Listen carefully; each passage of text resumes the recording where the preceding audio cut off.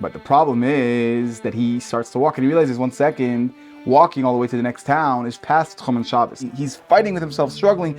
I want to see my Rebbe, but I can't. It's Shabbos. This guy bursts into the shul and he sees, the first thing he sees is Rebbe. So he says, Rebbe, I sinned. I was Machal Shabbos. What should I do?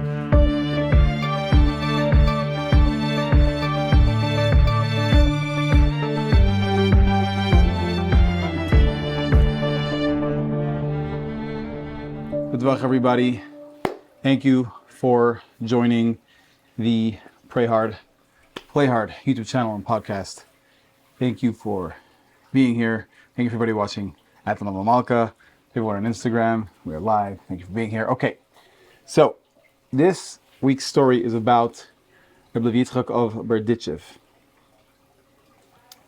And there was something unique about Reb Levi Yitzchak that he would never travel after Chatzos on a Friday.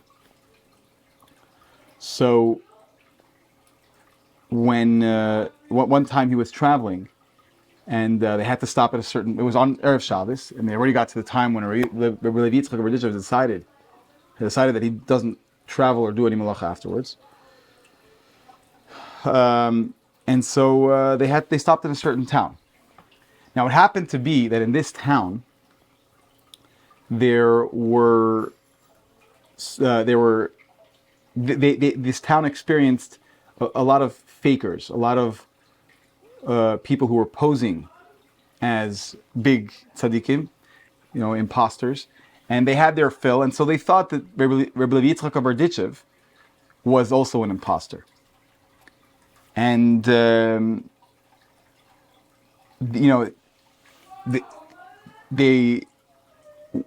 but when Shabbos came and they started to daven, Reb Levi Yitzchak of Berdichev, he would always daven with a lot of hislavos, with a lot of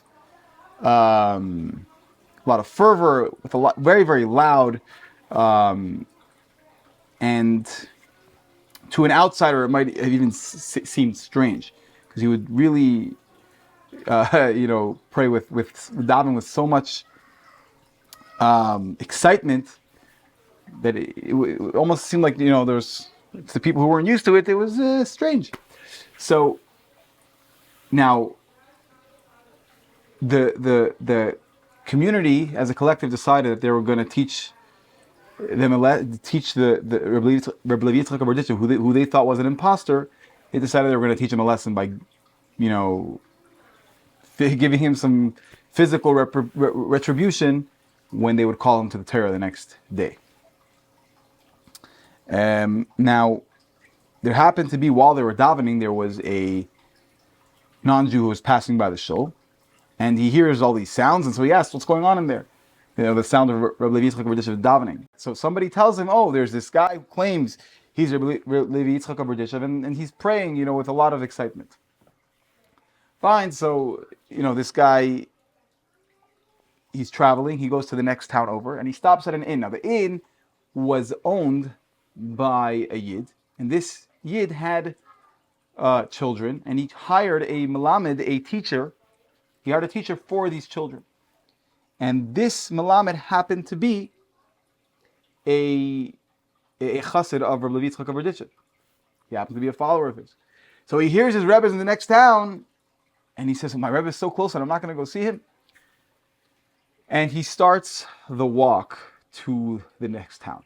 But the problem is that he starts to walk and he realizes 1 second, walking all the way to the next town is past Tchum and Shabbos. On Shabbos, you're not supposed to walk past a certain amount of distance, past a certain distance, if it's not civilized. So once civilization stops, you have a certain amount of time to walk, and afterwards, you have to stop.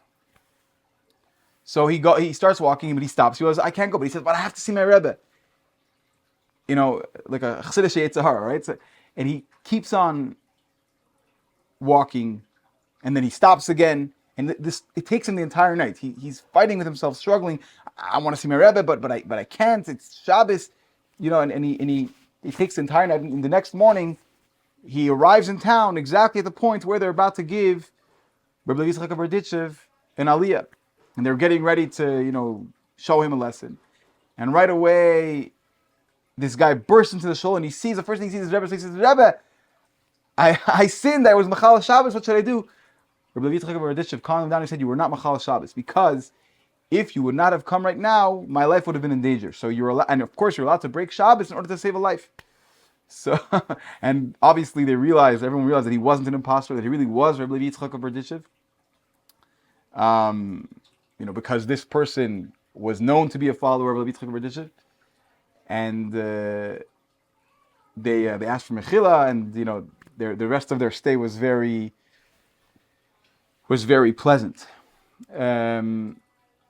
Anyway, so this is a story. I'd like to wish everybody a beautiful week. Thank you for joining, and may we merit to miracles. Anyway, b'tzvach. Please like and subscribe, and Mashiach now.